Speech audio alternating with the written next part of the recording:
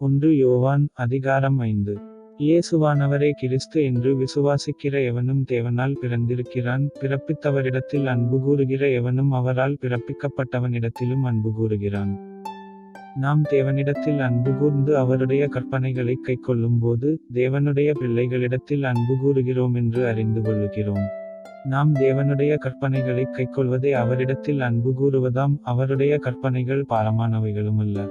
தேவனால் பிறப்பதெல்லாம் உலகத்தை ஜெயிக்கும். நம்முடைய விசுவாசமே உலகத்தை ஜெயிக்கிற ஜெயம்.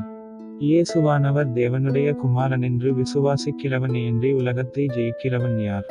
இயேசு கிறிஸ்துவாகிய இவரே ஜலத்தினாலும் இரத்தத்தினாலும் வந்தவர். ஜலத்தினாலே மாத்திரமல்ல, ஜலத்தினாலும் இரத்தத்தினாலும் வந்தவர்.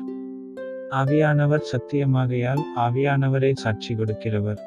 பரலோகத்திலே சாட்சியிடுகிறவர்கள் மூவர், பிதா, வார்த்தை, பரிசுத்த ஆவி என்பவர்களே. இம்மூவரும் ஒன்றாயிருக்கிறார்கள். பூலோகத்திலே சாட்சியிடுகிறவைகள் 3, ஆவி, ஜலம், இரத்தம் என்பவைகளே. இம்மூன்றும் ஒருமைப்பட்டிருக்கிறது.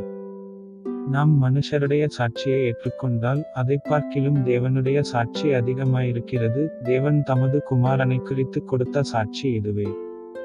தேவனுடைய குமாரனிடத்தில் விசுவாசமாயிருக்கிறவன் அந்தச் சாட்சியை தனக்குள்ளே கொண்டிருக்கிறான். தேவனை விசுவாசியாதவனோ தேவன் தம்முடைய குமாரனை குறித்து கொடுத்த சாட்சியை விசுவாசியாததினால் அவரை பொய்யராக்குகிறான். தேவன் நமக்கு நித்திய ஜீவனை தந்திருக்கிறார். அந்த ஜீவன் அவருடைய குமாரனில் இருக்கிறதென்பதே அந்தச் சாட்சியாம். குமாரனை உடையவன் ஜீவனை உடையவன். தேவனுடைய குமாரன் இல்லாதவன் ஜீவன் இல்லாதவன்.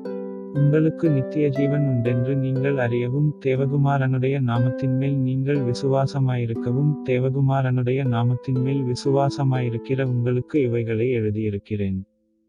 நாம் எதையாகிலும் அவருடைய சித்தத்தின்படி கேட்டால் அவர் நமக்குச் செவிகொடுக்கிறார் என்பதே அவரைப் பற்றி நாம் கொண்டிருக்கிற தைரியம். நாம் எதை கேட்டாலும் அவர் நமக்குச் செவிகொடுக்கிறார் என்று நாம் அறிந்திருந்தோமானால் அவரிடத்தில் நாம் கேட்டவைகளை பெற்றுக்கொண்டோம் என்றும் அறிந்திருக்கிறோம்.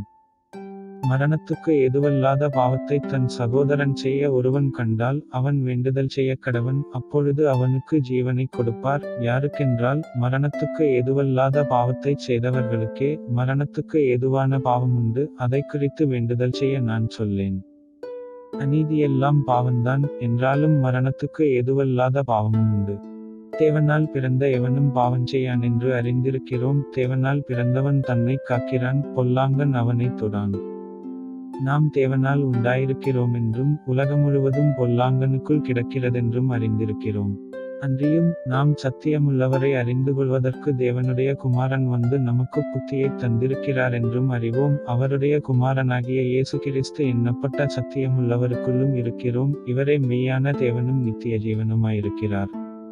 பிள்ளைகளே, நீங்கள் விக்கிரகங்களுக்கு விலகி உங்களை காத்துக்கொள்வீர்களாக. ஆமென்.